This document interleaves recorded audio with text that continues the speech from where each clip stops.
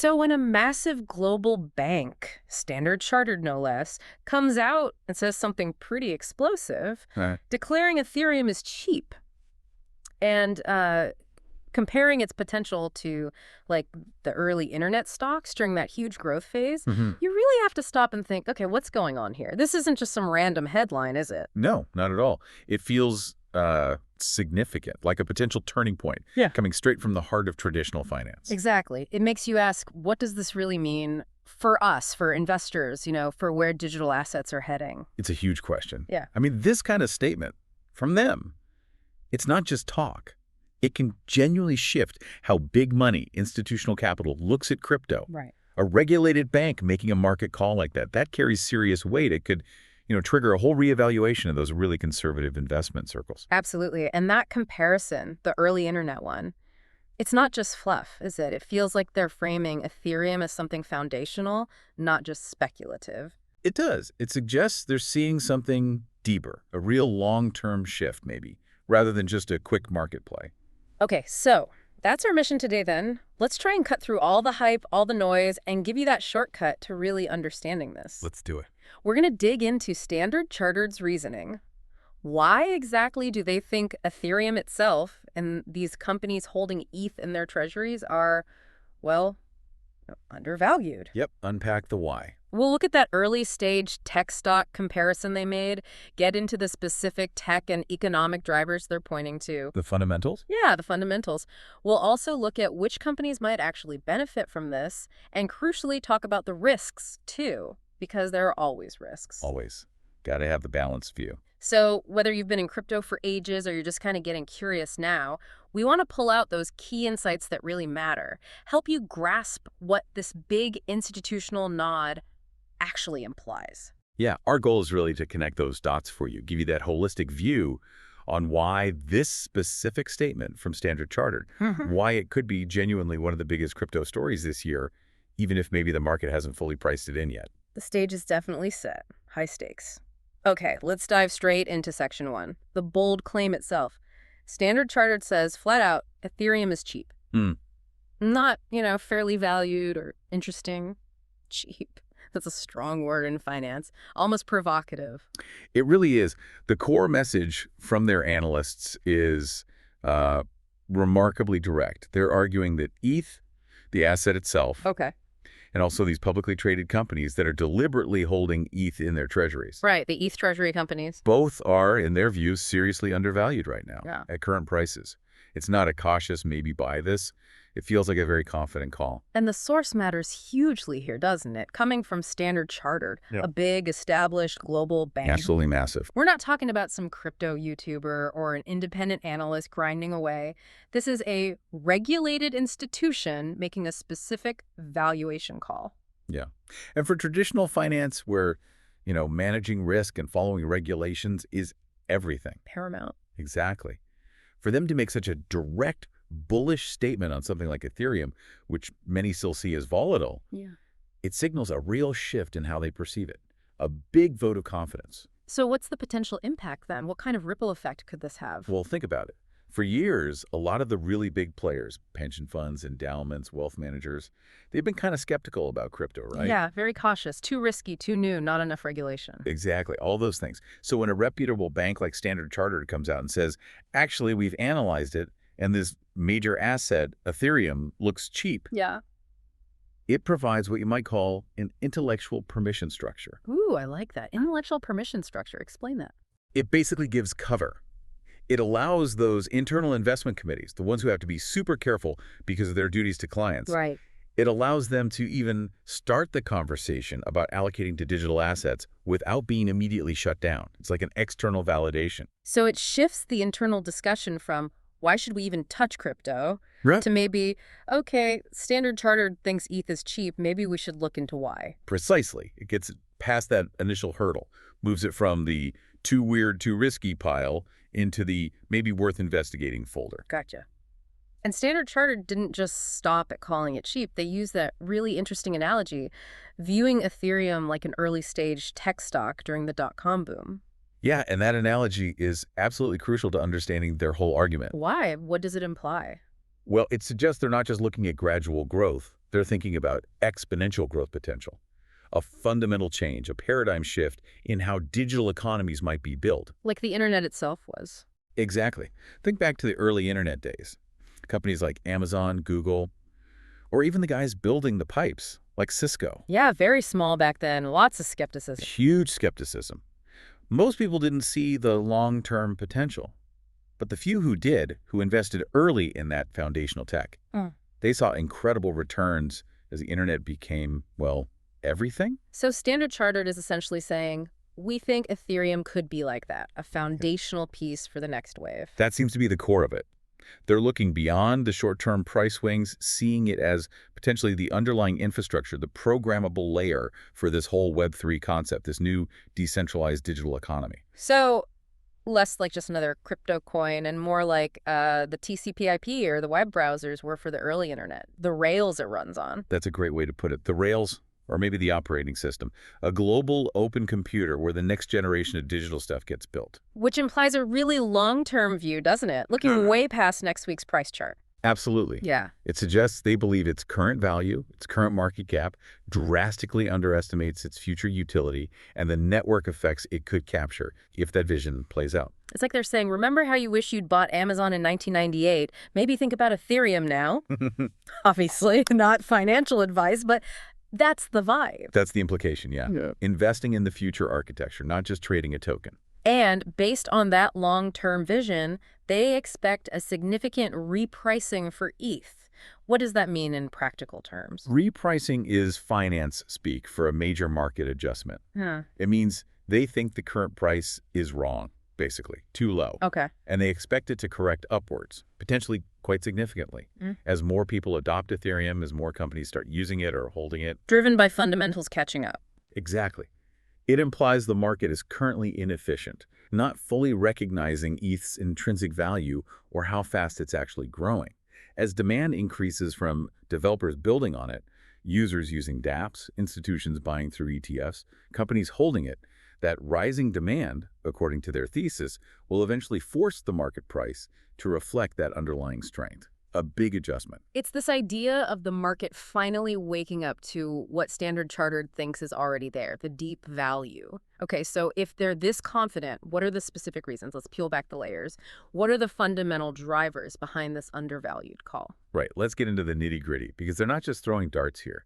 Their argument is built on several key pillars of the Ethereum ecosystem. Okay, pillar number one seems to be its role as the absolute dominant platform for smart contracts globally. Yeah, that's foundational. It's not just the biggest, it's the most battle-tested, the most secure, arguably the most decentralized platform for building these complex applications. And for listeners who might know the term but want a refresher, why is being the biggest smart contract ecosystem such a big deal? Well, it's about network effects, really. Think of it like the operating system for Web3. It allows developers to build applications, decentralized finance apps, NFT marketplaces, games, identity systems that can run automatically without needing a central company in charge. Programmable money, essentially. Exactly. And crucially, on Ethereum, these different applications, these money Legos, as some call them, can interact with each other seamlessly. That composability is incredibly powerful. It allows for innovation to happen much faster because people can build on top of what others have already built. Creating this self-reinforcing cycle of development and activity? Precisely. It's this global open source computer where new digital economies are constantly being experimented with and built out. And that established network effect, that huge community of developers and users, is really hard for competitors to replicate. And it's not a static thing, right? Yeah. Standard Chartered points specifically to the ongoing expansion within this ecosystem. Things like DeFi, NFTs, and these layer 2 scaling solutions. Right. These aren't just footnotes. They're major thriving sectors built almost entirely on Ethereum, demonstrating its adaptability and real-world utility. Let's break those down a bit. Yeah. DeFi, first decentralized finance. How's that looking on Ethereum? DeFi on Ethereum is still the dominant force. It's recreating traditional financial services, lending, borrowing, trading, insurance, but in a decentralized, transparent way. You can see everything on the blockchain. And often more accessible, right? No need for a traditional bank account sometimes. Potentially, yeah. And the innovation is constant. We're seeing things like liquid staking derivatives, complex yield strategies, decentralized derivatives markets, things that are pushing the boundaries of what's possible financially, all built on Ethereum smart contracts. Okay, then NFTs, non-fungible tokens. They kind of burst onto the scene with digital art, but what's the broader picture now? NFTs have definitely evolved beyond just your profile picture, so that's still a big part.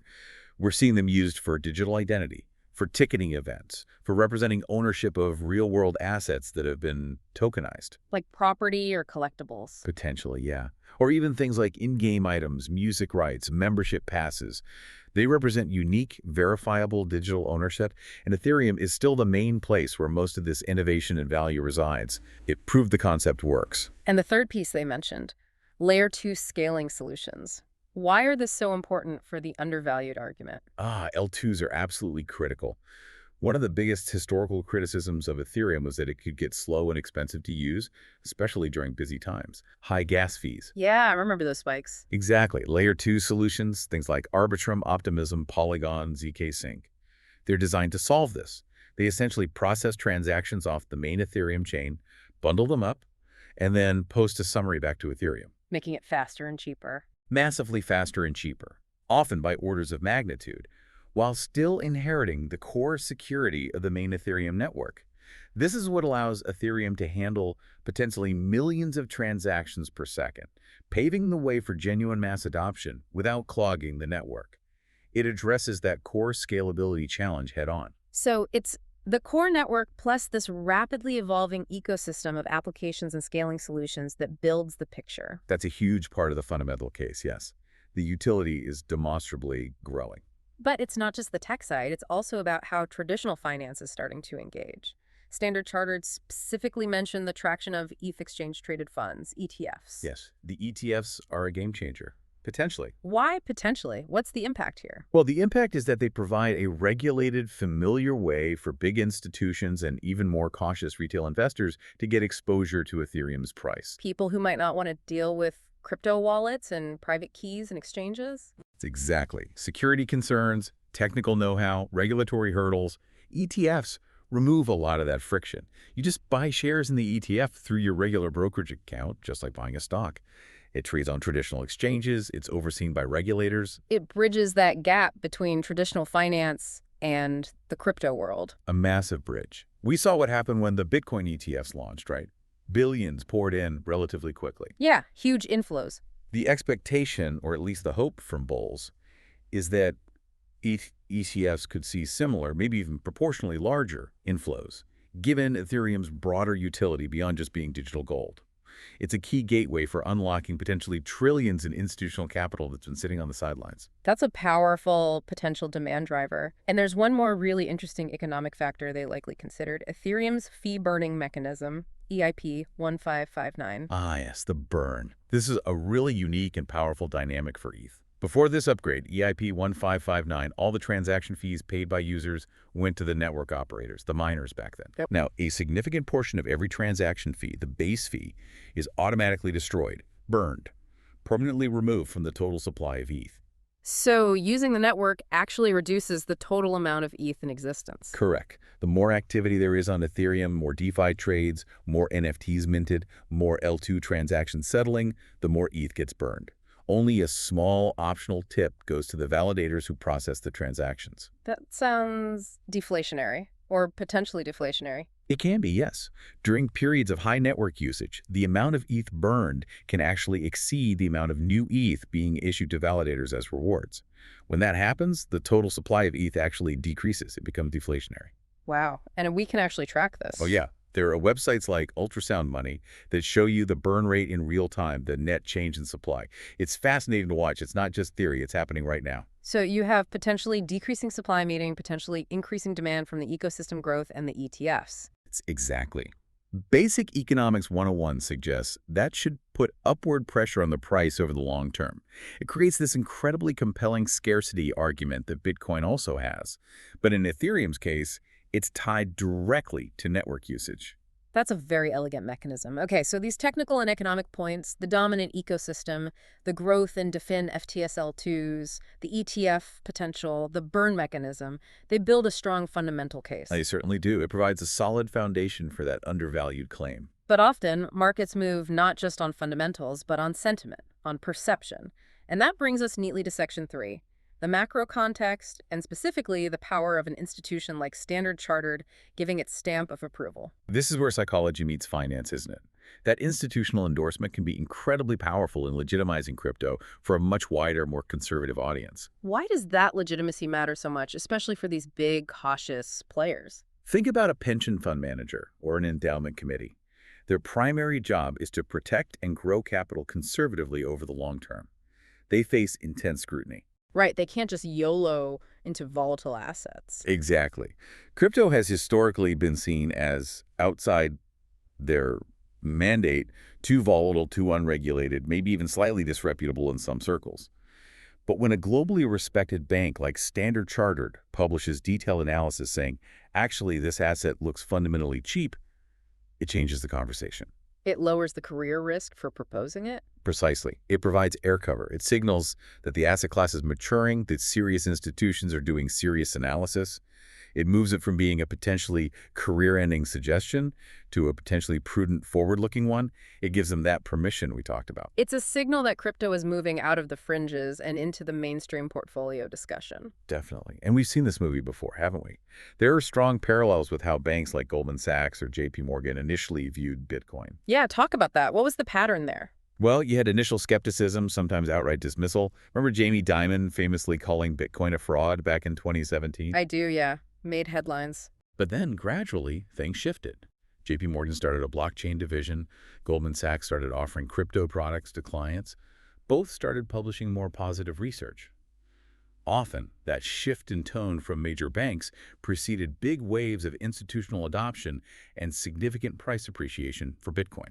So the bank's changing stance acted almost like a leading indicator. In some ways, yes. It showed that the smart money in traditional finance was starting to take it seriously, which then encouraged others to follow. It established a precedent for how these endorsements can really catalyze institutional interest. So the thinking is, if history is any guide, Standard Chartered's bullish call on Ethereum now could potentially trigger a similar wave of institutional interest specifically flowing into ETH. That's the potential implication, yes. It could be a very powerful catalyst, similar to what those earlier endorsements did for Bitcoin's journey into TradFi. And if that happens, if institutions start widely seeing Ethereum as cheap, what does that mean for capital flows? It could mean substantial new money coming into the asset. Yeah. We're not talking about retail investors buying a few $100s worth. No, this is the big league stuff. Exactly. Institutional allocations, even if they're a tiny percentage of their total assets under management, can represent enormous sums. A pension fund managing trillions, deciding to put just, say, 0.5% into ETH. That's billions right there. Billions from just one fund. Multiply that across numerous institutions globally. You're talking about potentially tens, maybe even hundreds of billions of dollars in new demand. That's the tidal wave effect people talk about. It really is. That level of inflow can fundamentally change the market dynamics. It dramatically increases liquidity, absorbs available supply, and can exert significant upward pressure on the price, potentially driving that pricing Standard Chartered anticipates. Okay, so huge potential impact from direct institutional buying. But Standard Chartered also highlighted another angle, didn't they? This idea of investing indirectly through companies holding ETH. Let's move to Section 4, the indirect play ETH treasury companies. Right. This is a really interesting facet of their analysis. They're looking at publicly traded companies that have made a strategic choice to hold Ethereum on their balance sheet as an investment. And Standard Chartered is saying these companies also look cheap. Yes, specifically relative to their growth prospects, suggesting the market hasn't fully appreciated the value of the ETH they hold, perhaps alongside their core business operations. So why is this significant for investors? Who does this appeal to? It appeals to investors who want exposure to Ethereum's potential upside, but maybe aren't comfortable buying the crypto directly. Maybe they prefer sticking to stocks they can buy through their normal broker? Exactly. Investing in the stock of an ETH treasury company offers that indirect exposure. You're buying shares in a traditional company operating within familiar equity market regulations, but part of that company's value proposition is tied to the performance of Ethereum. It's a regulated wrapper for crypto exposure. And Standard Chartered's analysis here is looking at both sides, the company's business and its ETH holdings. That's what makes it quite robust. They're assessing Ethereum's own on-chain health and growth, the fundamentals we discussed, and how that potential value is reflected, or not reflected, in the share prices and balance sheets of these specific companies. It's a blend of crypto analysis and traditional equity analysis. Do we have clear examples of companies doing this? Well, the most famous precedent, although for Bitcoin, is MicroStrategy. That's the classic case study. Ah, yes, Michael Saylor. Tell us about that strategy. MicroStrategy, originally a business intelligence software company, basically transformed itself under Saylor. They started aggressively buying Bitcoin, often using debt to finance the purchases and putting it onto their balance sheet. Huge bet. Massive company-defining bet. Their stock essentially became a leveraged play on Bitcoin. It attracted a whole new set of investors who wanted Bitcoin exposure via the stock market. It showed how a corporate treasury strategy could become a dominant narrative and valuation driver. A powerful precedent for validating an asset. Right. What about ETH specifically? Are there ETH equivalents to MicroStrategy? It's perhaps less concentrated than MicroStrategy's singular focus on Bitcoin. But companies like Coinbase are a good example of significant ETH exposure, albeit slightly different.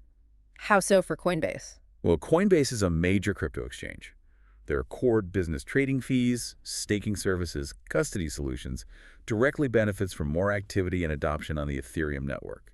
More DeFi, more NFTs, more institutional interest via ETFs. That all drives business for Coinbase. So their success is tied to Ethereum's success. Very much so. Plus, Coinbase itself holds substantial crypto assets, likely including ETH, for operational purposes and potentially as part of its own treasury strategy. So investing in Coinbase stock gives you exposure to the whole ecosystem's growth with a strong Ethereum component without holding ETH directly. Gotcha. And we also saw that narrative power with Tesla back in 2021, didn't we, when they bought Bitcoin? Oh, absolutely. That was huge for the narrative. When a globally recognized innovative company like Tesla, led by Elon Musk, announced they'd bought $1.5 billion in Bitcoin. The market went wild. It created immense buzz. It legitimized Bitcoin for a whole new wave of retail and even some institutional investors who saw it as a stamp of approval from a tech visionary. It showed how a single company's treasury decision could really pump excitement and drive price action purely based on the news and the narrative it created. These are all pretty compelling examples of how corporate involvement can boost an asset. But there's always a but, isn't there? You mentioned Vitalik Buterin, Ethereum's co-founder, had some concerns. Yes, and it's a crucial counterpoint. While Buterin generally supports the idea of projects and companies holding ETH in their treasuries, he has specifically warned about the dangers of over-leverage. What does he mean by that? Companies borrowing too much against their ETH. Exactly. Taking out large loans, using their ETH holdings as collateral. It works great when prices are going up, you amplify your gains. But if the market turns sharply down, big trouble. If the value of their ETH collateral drops below a certain point, they could face margin calls. They'd either need to pony up more cash or be forced to sell their ETH at fire sale prices to pay back the loan. Which could crash the price further, a nasty downward spiral? Potentially, yes. It introduces significant financial fragility. So even coming from Ethereum's founder, there's this caution. Corporate adoption is good, but excessive leverage tied to that adoption is risky. It's a really important piece of nuance to keep in mind. A critical reminder that leverage cuts both ways. Okay, so we've seen the bull case, the institutional angle, the indirect plays, and now this important warning. No investment is risk-free. Let's explicitly tackle those risks in Section 5. Risks and considerations, a balanced view. Absolutely essential. And the elephant in the room, arguably, remains regulatory uncertainty, especially that ongoing tug-of-war between the SEC and the CFTC over how to classify Ethereum. Right. Is it a security like a stock or a commodity like oil or gold? Why is that distinction so critical? It has massive implications. If the SEC declares ETH a security, it falls under very strict U.S. securities laws. That could mean heavy registration requirements for exchanges, for DeFi protocols, maybe even for node operators. It could stifle innovation and make it much harder for institutions to interact with. A lot more red tape. A lot more. If it's deemed a commodity, like Bitcoin, it falls under the CFTC's purview, which is generally seen as a lighter touch regulatory framework, more focused on futures markets and preventing manipulation. This ongoing ambiguity creates unpredictability. And institutions hate unpredictability. They absolutely do. They need clear rules of the road before deploying billions. So this regulatory limbo acts as a significant deterrent for large, cautious players and casts a shadow over future market developments until it's resolved. Okay, regulatory risk number one. What else? Competition. Definitely. Ethereum might be the king right now, but the kingdom is under siege, so to speak. There's intense competition from other Layer 1 blockchains. We mentioned some earlier Solana, Avalanche. Right. Solana with its speed, Avalanche with its subnets, chains like Sui or Aptos with novel architectures, the whole Cosmos ecosystem focused on interoperability. They're all vying for developers, users, and market share. Offering different trade-offs, maybe faster speeds or lower fees, at least initially. Exactly. They might promise better performance on certain metrics or specialized features. The big question for investors is whether any of these Ethereum killers, as they're sometimes called, can genuinely challenge Ethereum's dominance long-term, or if Ethereum's network effect and its Layer 2 scaling roadmap will keep it comfortably ahead. It's a dynamic landscape, not a guaranteed monopoly. Constant pressure to innovate and perform. And we need to circle back to that treasury risk, too, the danger of over-leverage we just discussed. Yes, it bears repeating because it's a specific financial risk tied to this corporate adoption trend. If companies have borrowed heavily against their ETH, a significant crypto market crash could put them under extreme pressure. Facing margin calls, forced selling. Potentially even insolvency in worst-case scenarios if they're too highly leveraged and the market drops too far too fast. So while seeing ETH on corporate balance sheets looks bullish on the way up, it can become a major source of instability and selling pressure on the way down. Vitalik's warning about over-leverage is very pertinent here. So understanding these risks, regulatory fog, competition, leverage dangers, is crucial for a full picture. Okay, we've covered the bull case, the risks. How can people actually track if Standard Chartered's thesis is playing out? Let's hit section 6. Visualizing the story key metrics and data points. Right, moving from the abstract to the concrete. What can we actually watch? A really interesting starting point is comparing ETH price versus BTC since 2020. The ETH-HBTC ratio chart, basically. How does that help? Well, it shows Ethereum's performance relative to the market leader, Bitcoin. If Standard Chartered believes ETH is undervalued, you might expect to see ETH start outperforming BTC, or at least recover if it's been lagging. A period of sustained underperformance on this chart could visually support the cheap argument, assuming the fundamentals are still strong. It gives context. Okay, relative performance. What else? How about tracking those companies holding ETH? Absolutely. A Treasury Holdings dashboard for ETH, similar to the ones that exist for Bitcoin treasuries, would be invaluable. Showing which public companies are buying ETH, how much they hold. Exactly. It would provide transparency into that corporate adoption trend. Are more companies following MicroStrategy's playbook, but with ETH? Are existing holders adding more?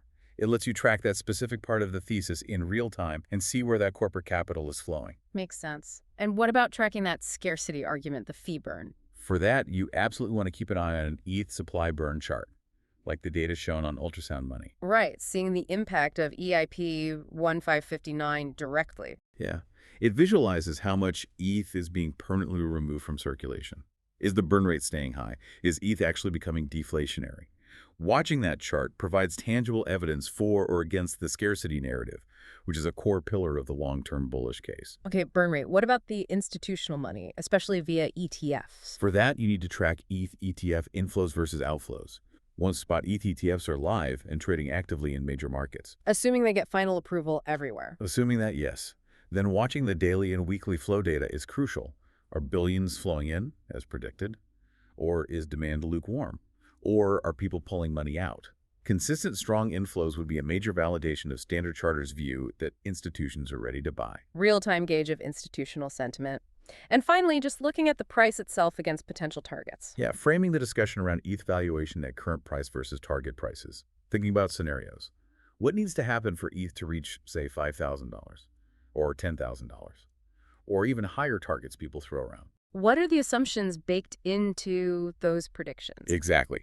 It encourages you, the listener, to think about the potential scale of the upside if Standard Chartered is right. Is a 2x or 5x or 10x return plausible based on the fundamentals and potential inflows? It helps frame the magnitude of the opportunity they're pointing towards. These data points together really help paint the picture and track the story as it unfolds. They give you the tools to assess the thesis objectively over time. Okay, wow. That brings us pretty much to the end of this deep dive. We've covered a lot of ground. We really have. We started with Standard Chartered's big, bold call. Ethereum is undervalued, maybe like an early internet stock. We unpacked their reasoning, that massive composable smart contract ecosystem. The growth engine of DeFi, NFTs, layer 2s. Right. The potential game changer of ETH ETFs bringing in institutional cash, and that unique ETH scarcity from the fee burn. Don't forget the power of their endorsement itself, potentially legitimizing ETH for conservative investors. Absolutely. But we also hit the risks hard. The regulatory uncertainty that still looms, the constant competition from other blockchains, and that very real danger of over-leverage in corporate treasuries, which even Vitalik warned about. A full, balanced perspective is key. So today, we really dug into why a major global bank is making this kind of confident bet on Ethereum. We tried to connect the dots, from the deep tech foundations to the rising institutional interest, including those crucial caveats, hopefully giving you the context to really understand this evolving story. Yeah, hopefully providing those insights that help you make sense of it all. So with all that swirling around, we want to leave you with a few things to think about, some provocative questions maybe. Do you actually think Ethereum is undervalued right now? Or have we maybe seen the best of its growth already? Big question. And how would you prefer to get exposure? If you wanted it, buy ETH directly, or maybe invest in a company like Coinbase that holds it or benefits from its growth, the indirect route. Different risk profiles there. Definitely. And if Standard Chartered is right, if ETH is genuinely cheap today, what's your personal price target? Where do you see it potentially going by, say, the end of 2025? Are we talking $5 Ks, $10, something even wilder? Always fun to speculate, responsibly, of course. Of course. And the ultimate crypto question, maybe. Could this be the cycle where Ethereum actually flips Bitcoin in total market value? The flippening, is that even conceivable? That's the $1 million or maybe $1 trillion question. Exactly. These are the big questions shaping the future, and we really hope you'll mull them over. Your own research and conclusions are what matters most. Absolutely. And look, if this deep dive helped you out, if it sparked some ideas or connected some dots about this whole Standard Chartered situation, we genuinely appreciate your support. Yeah, it really does help us keep doing these. It does. Clicking that like button, leaving a comment maybe with your answer to one of those questions, or subscribing to the channel and hitting the notification bell, it all makes a real difference. Helps other people find this content too through the algorithm magic. Exactly. It tells us these deep dives are useful, and it helps us grow so we can keep bringing you quality crypto analysis like this every single week. We appreciate every single interaction. We really do. Thanks so much for joining us on the deep dive today. Yeah, thanks everyone. We'll see you next time.